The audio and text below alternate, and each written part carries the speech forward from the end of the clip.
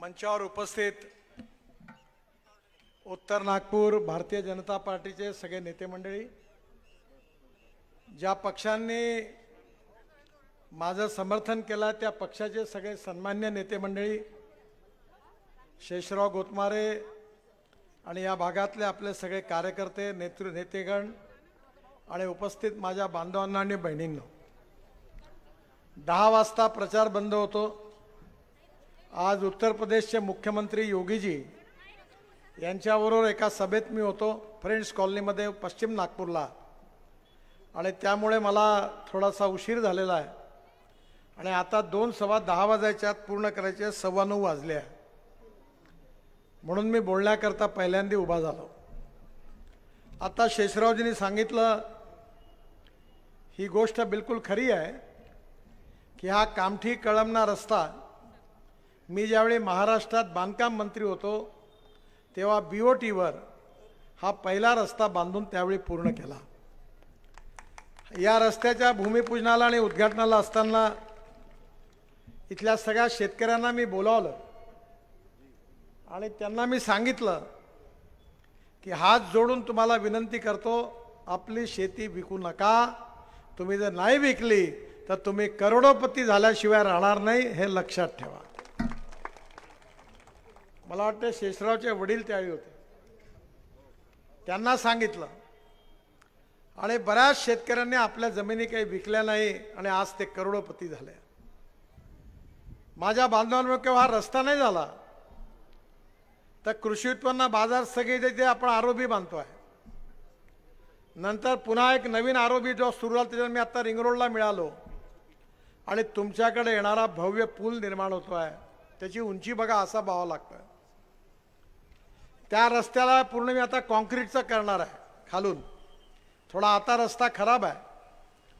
शेषरावला आठवेल त्यावेळी या भागामध्ये लाईट पण मी लावले होते, पूर्ण अंधार होता, 40 वॅटचे लूप लूप करणारे बल्ब होते, कोणी कोणाला दिसत नव्हतं, नुसता अंधार होता।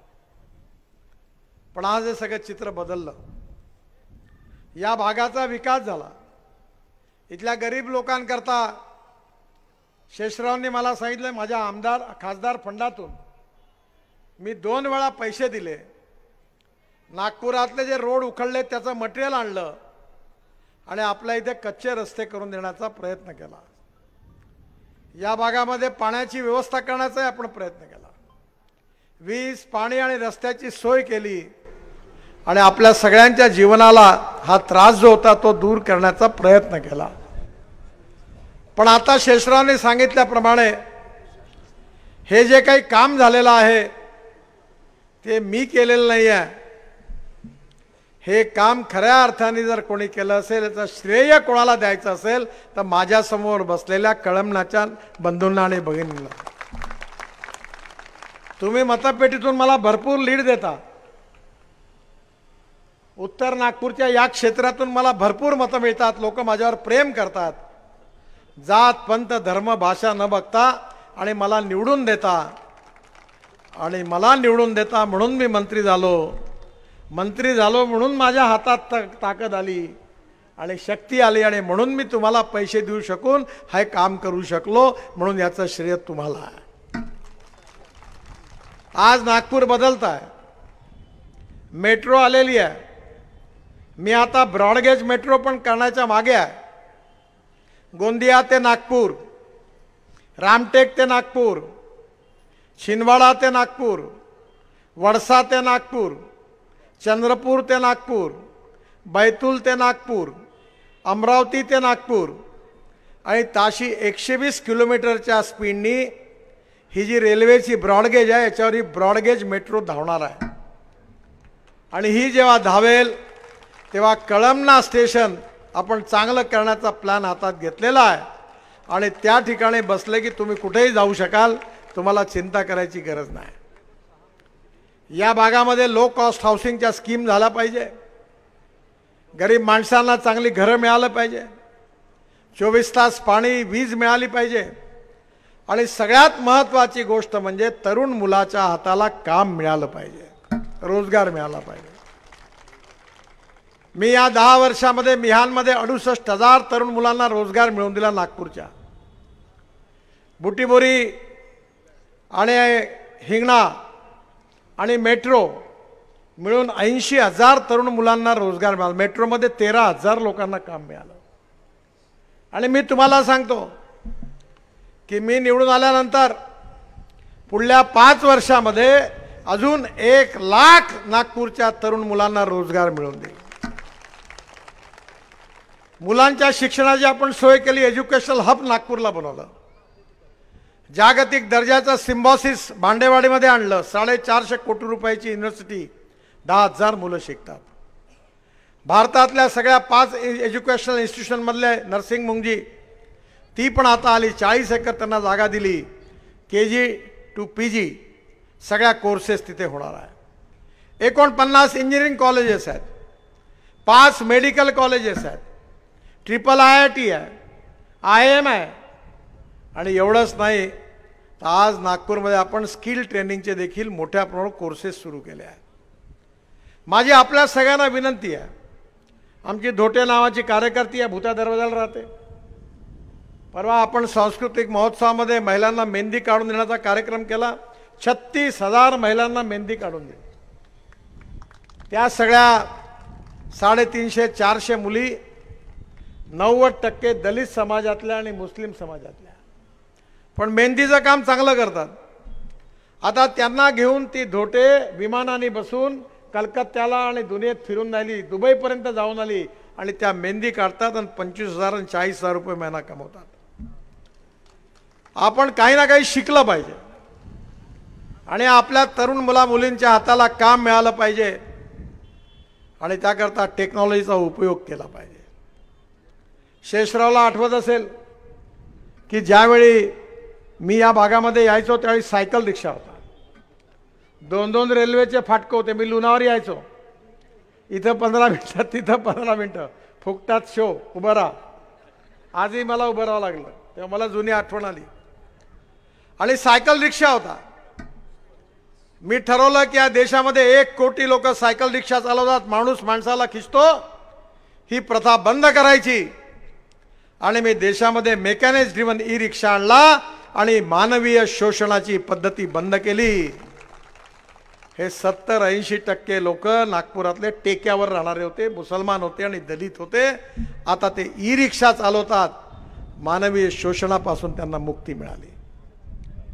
जात, पंथ, धर्म, भाषा आणि पार्टी याच्या आधारावर काम केलं नाही. कोविडच्या काळामध्ये संकट आलं. आपण हवाई दलाच्या विमानातून ट्रक पाठवला भुवनेश्वरला आणि विशाखापट्टणमला आणि ऑक्सिजन आणला आणि विदर्भातल्या लोकांचे प्राण वाचवले. रेमडेसिवीरचे इंजेक्शन बनवले, फंगसचे इंजेक्शन बनवले, 90 ॲम्ब्युलन्सेस दिल्या, 500 व्हेंटिलेटर दिले, ऑक्सिजन बायपॅक कॉन्सन्ट्रेटर दिले. एवढंच नाही तर एक व्हेंटिलेटरची किंमत मार्केटमध्ये 5 ते 7 लाख रुपये आहे. 500 व्हेंटिलेटर फुकट वाटले. आणि आता मी प्रभाकरराव येवलेंनी मला जागा दिली. मी कमाल टॉकीज चौकामध्ये माझ्या आईच्या स्मरणाचा जो ट्रस्ट आहे तिथून MRI, CT scan, pathology laboratory, radio xray हे सगळ्या व्यवस्था करणार आहे. बाजारामध्ये जर आपल्याला MRI काढायचा असेल तर 12,000 ते 15,000 रुपये लागतात. आम्ही केवळ 800 रुपयात तुम्हाला काढून देऊ. CT स्कॅनला 6,000 रुपये लागतात, 600 रुपयात काढून देऊ. पॅथॉलॉजी टेस्ट करता 12,000 रुपये लागतात, 200 रुपयात करून देऊ. 200 रुपयात रेडिओ एक्सरे काढून देऊ. का? कारण उत्तर नागपूरमधल्या दलित, पीडित, शोषित माणसाची आम्हाला सेवा करायची आहे. आपण 1 लाख लोकांचे डोळे तपासले, 50,000 लोकांना चष्मे दिले. 100 रुपयात, 1200 रुपयाचा चष्मा सुंदर 100 रुपयात दिला. ज्या गरीब लोकांना कानाने ऐकू येत नव्हतं त्यांना डिजिटल मशीन दिल्या. अनेक लोक ऐकायला लागले. 25,000 लोकांचे कॅटरॅक्टचे ऑपरेशन केले. जे दलित मुस्लिम समाजामधले अनेक तरुण दोन्ही पायाने अपंग होते, स्ट्रेचरवर होते, त्यांना जर्मनीतून, लंडनवरून पाय आणून लावले आणि 350 लोक आता फुटबॉल खेळायला लागले, बुलेट चालवायला लागले. त्यांचं जीवन बदललं. वयश्री योजनेमध्ये 40,000 दिव्यांगांना आपण साहित्य वाटलं. तुमच्या भागातही लोकांना मिळालं. केवळ नागपूर लोकसभेमध्ये 1,14,000 ज्येष्ठ नागरिक आणि दिव्यांगांना आपण साहित्य दिलं। तुमच्या बाजूला इकडे पूर्व नागपूरमध्ये सूर्यनगरमध्ये दिव्यांगांकरता जागतिक दर्जाचा पार्क बांधला। आपण क्रीडा महोत्सव केला, 70,000 खेळाडू 15 दिवस खेळले। सांस्कृतिक महोत्सव केला, 50,000 लोक रोज यायचे। आपण शेतकऱ्यांकरता ॲग्रो व्हिजन केलं, विदर्भाचा विकास व्हावा म्हणून ॲडव्हान्टेज विदर्भ केला।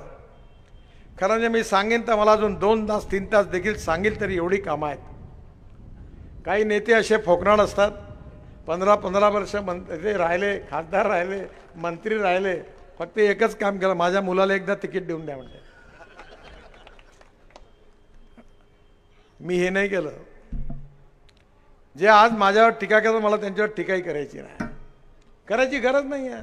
हा पूल रोज तुम्ही पाहता, कधीतरी तुम्ही तुमच्यापैकी एकाने उठून उभं राहा आणि मला सांगा का एवढा मोठा पूल कळमण्यात बनेल असं तुम्हाला स्वप्नात तरी वाटलं होतं का? मग हे स्वप्न पूर्ण झाली कारण तुम्ही मला साथ दिला आणि प्रेम दिला। आणि म्हणून माझी तुम्हाला विनंती आहे की जी कामं झाली ये तो न्यूज़रील है, असली फिल्म शुरू होना बाकी है। सगळ्या झोपडपट्टीमध्ये राहणाऱ्या तरुण मुलांच्या मुलींच्या हाताला काम मिळालं पाहिजे, त्यांना चांगलं शिक्षण मिळालं पाहिजे, गरीब माणसाला घर मिळालं पाहिजे, 24 तास पाणी मिळालं पाहिजे आणि अतिशय निशुल्क अशा आरोग्याच्या कॅन्सर हार्ट पासून सगळ्या गरीब माणसाला सवलती मिळाला पाहिजे। हाच माझा कार्यक्रम आहे। नागपूरला नाग नदी करता 2400 कोटी रुपये मंजूर केले।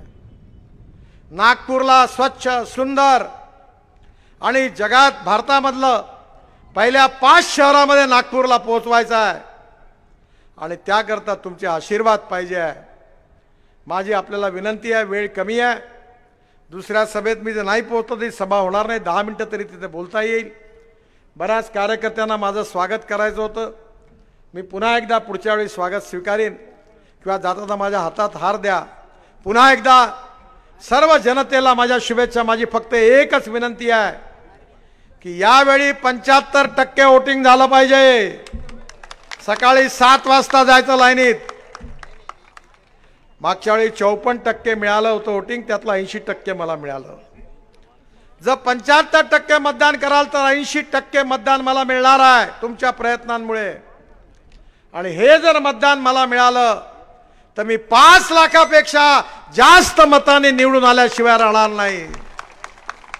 आणि म्हणून 5 लाखापेक्षा जास्त मताने आपण विजयी झालो पाहिजे, याकरता मला आशीर्वाद द्या अशी हात जोडून तुम्हाला विनंती करतो आणि माझं भाषण संपवतो। धन्यवाद। भारत माता की, भारत माता की, भारत माता की। धन्यवाद।